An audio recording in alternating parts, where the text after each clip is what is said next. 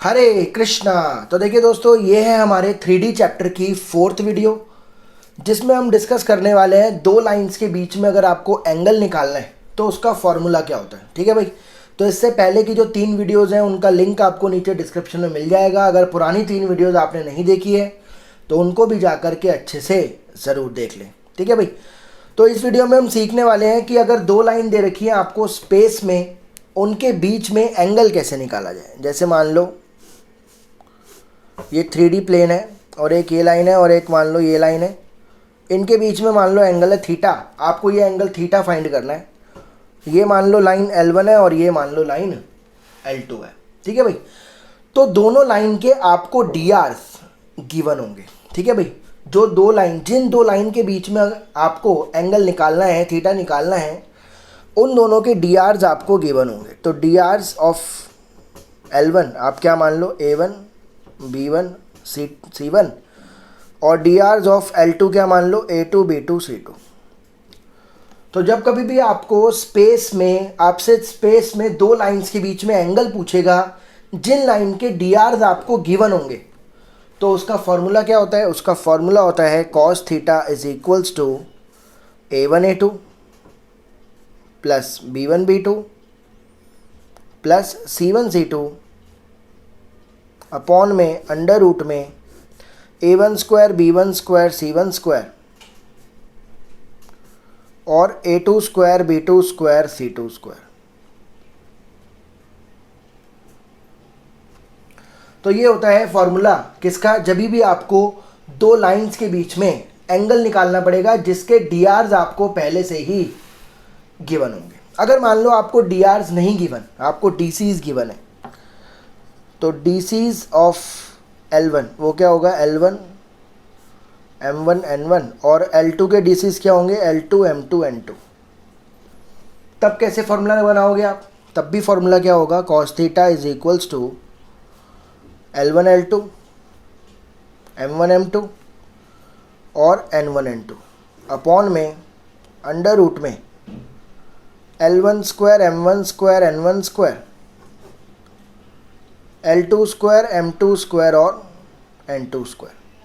लेकिन आपने पढ़ा हुआ है पहले से ही कि L square M square N square ये तो 1 होता है भाई। किसी भी लाइन के जो DCs होते हैं उनका स्क्वायर का सम 1 होता है, तो ये भी 1 होगा और ये भी 1 होगा। तो फॉर्मूला क्या बना, DCs के टर्म्स में फॉर्मूला क्या बना L1 L2 M1 M2 और N1 N2। ठीक है जी। ठीक है जी। तो ये वाला फॉर्मूला आप कब लगाओगे, A1 A2 plus B1 B2 plus C1 C2 under root में A1 square B1 square C1 square under root में A2 square B2 square C2 square, जब आपको लाइन के DRs दे रखे होंगे। ठीक है भाई। और अगर आपको लाइन के DCs दे रखे हैं तब आप ये वाला फॉर्मूला लगाओगे L1 L2 plus M1 M2 plus N1 N2। ठीक है भाई। अब इसमें ना दो केस हैं, वो ज़रा आप ध्यान से समझ लो। वो दो केस कौन से हैं, अगर मान लो इफ़ थीटा इज 90 डिग्री, इसका क्या मतलब है, लाइंस आर परपेंडिकुलर। अगर थीटा 90 है तो याद रखना भाई A1 A2 plus B1 B2 plus C1 C2 zero हो जाएगा।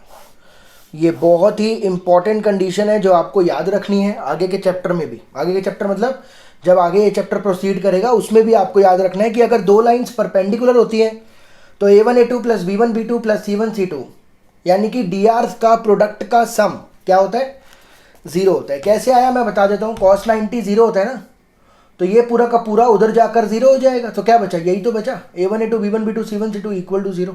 बात समझ में आई। थीटा 90 है तो cos 90 0 हो गया ना, ये पूरा उधर जाकर 0 हो गया। तो क्या बचा A1 A2 B1 B2 C1 C2 0 हो गया।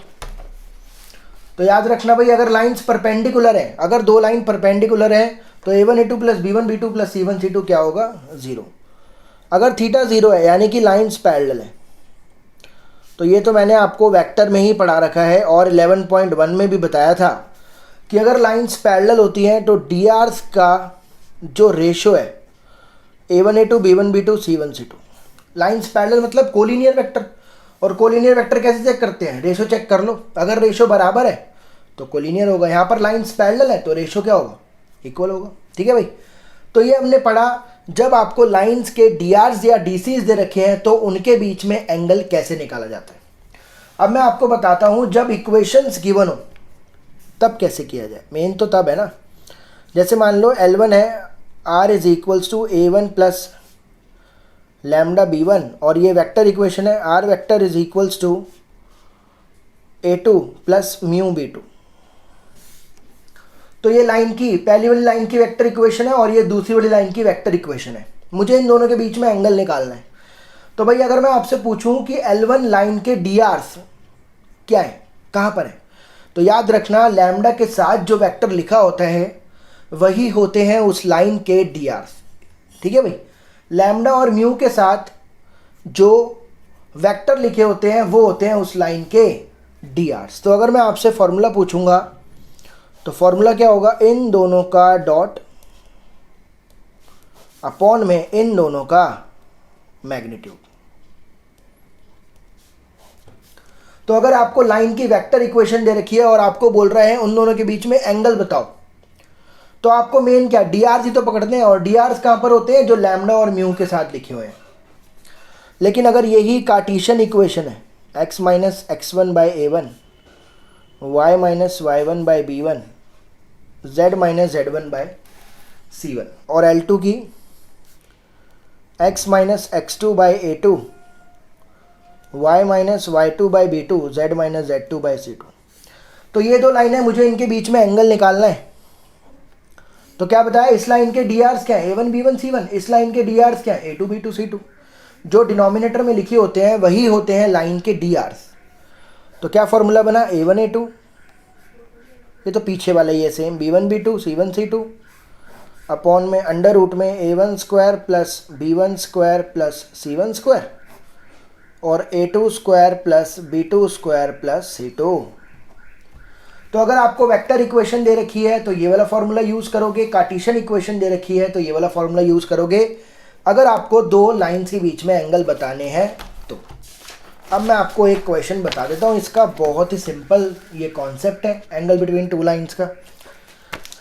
जैसे देखो भाई, आपका एग्जाम्पल नंबर 9 है, मैं लिखता हूँ ये यहाँ पर R vector is equal to रखा है 3i plus 2j minus 4k plus lambda i plus 2j plus 2k, और दूसरी वाली इक्वेशन है 5i minus 2j plus mu 3i plus 2j plus 6k। तो बोल रहे हैं इन दोनों के बीच में आपको एंगल बताना है। तो भाई लैम्डा के साथ क्या लिखा होता है, B1, और इसके साथ क्या लिखा होता है, तो आपको मेन B1 B2 तो पहचानना है। तो फॉर्मूला क्या है, दोनों का डॉट अपॉन में दोनों का मैग्नीट्यूड, यही तो है फॉर्मूला। तो दोनों का डॉट करो ज़रा। दोनों का डॉट कैसे करते हैं भाई, i को i से, 1 को 3 से करा 3, j को j से, 2 को 2 से करा 4, k को k से, 6 को 2 से करा 12 अपॉन में अंडर रूट में 1 square 2 square 2 square 1 square 2 square 2 square और इसका 3 square 2 square 6 square 3 square 2 square 6 square. ठीक है भाई, दोनों का डॉट कर दिया, i को i से, j को j से, k को k से, और इसका मैग्नीट्यूड क्या होगा, 1 स्क्वायर 2 स्क्वायर 2 स्क्वायर, इसका मैग्नीट्यूड क्या होगा, 3 स्क्वायर 2 स्क्वायर 6 स्क्वायर। तो आंसर कितना आया भाई, 12 4 16 3 19, और ये कितना हो गया, 4 4 8 9 का रूट होता है 3 और 36 4 40 49 का रूट होता है 7। तो कॉस थीटा हो गया 19 अपॉन में 21, तो थीटा कितना हो जाएगा, कॉस इनवर्स 19 अपॉन में। तो बड़ा सिंपल था ये कॉन्सेप्ट है, डायरेक्ट फार्मूला बेस्ड इस पर क्वेश्चंस आते हैं। एक कार्टेशियन फॉर्म भी समझ लो, बड़ी आसान है वो भी। जैसे मान लो आपका एग्जाम्पल नंबर 10 है, ये कार्टेशियन फॉर्म है, x plus 3/3 y minus 1/5 z plus 3/4 x plus 1/1 y minus 4/1 और z माइनस 5/2। बोल रहे हैं इन दोनों लाइन के बीच में एंगल बताओ। तो ये क्या है, A1 है, ये B1 है, ये C1 है, ये A2 है, ये B2 है, ये C2 है। फॉर्मूला क्या था, A1 A2, तो 3 into 1, B1 B2 5 into 1, C1 C2 4 into 2 upon में अंडर रूट में 3 स्क्वायर 5 स्क्वायर 4 स्क्वायर, और अंडर रूट में 1 स्क्वायर 2 स्क्वायर। तो अब आप इसको सॉल्व कर लेना। इसको सॉल्व करके जो आंसर आ रहा है वो आ रहा है 8√3/15, है ना।